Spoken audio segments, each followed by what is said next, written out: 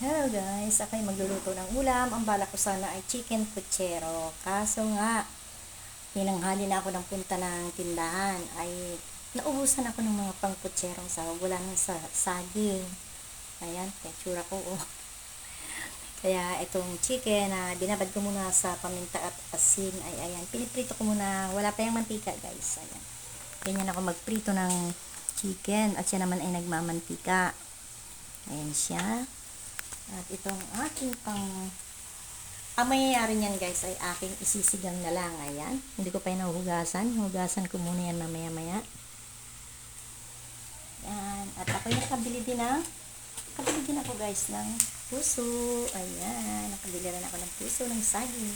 Marami ako pinag-iisipan ko anong luto nito. Kasi ang puso ng saging ay maraming pwedeng lutuin. Pwede itong gawing patty, itong burger, pwede itong gataan, pwede itong gawing lumpiang Shanghai. Napakaraming maluluto nito guys. Pwedeng pangsigang, ayan. Hindi ko naman siya, ito masarap sa pangsigang sa bangus, itong puso. Pero pinag-iisipan ko pa kung saan ko to, kung anong luto ang gagawin ko rito.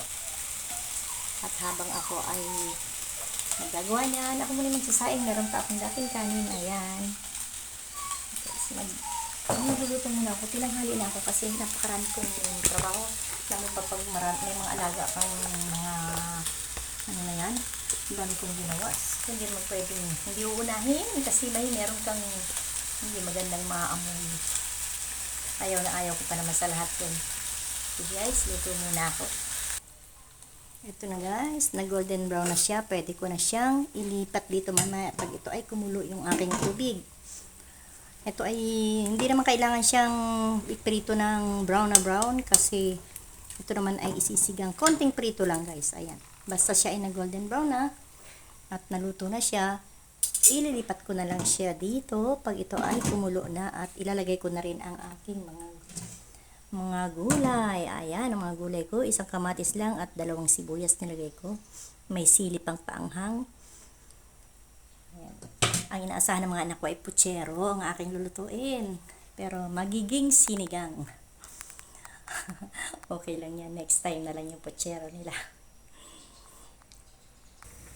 At ito na nga guys, kumukulo na ang aking gulay. Kaya ito ilalagay ko na. Ito naman pinarito ko lang ng walang mantika. Sa sarili lang niyang mantika.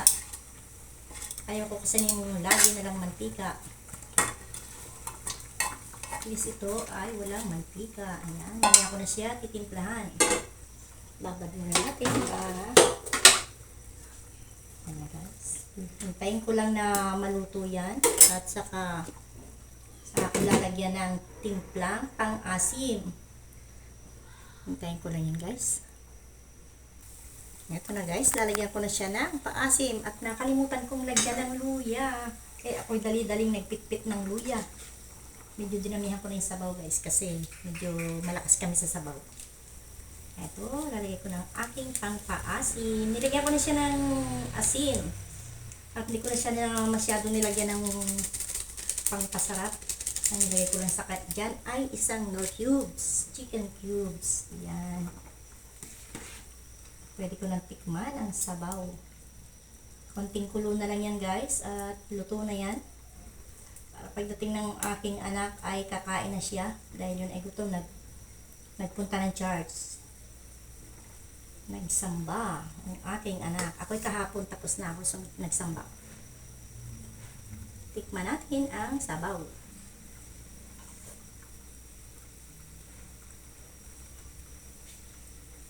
Yes, approve. Tamang-tama na lasa. Tama-tama ng asin at ang asim. At hindi naman masarap pag masyadong maasim, di ba? Sinigang na. Tama-tama lang sa timpla. Ayan guys, pwede tayong kumain. Maraming salamat sa inyong panonood. Thank you guys. Bye-bye. Happy Sunday sa inyong lahat.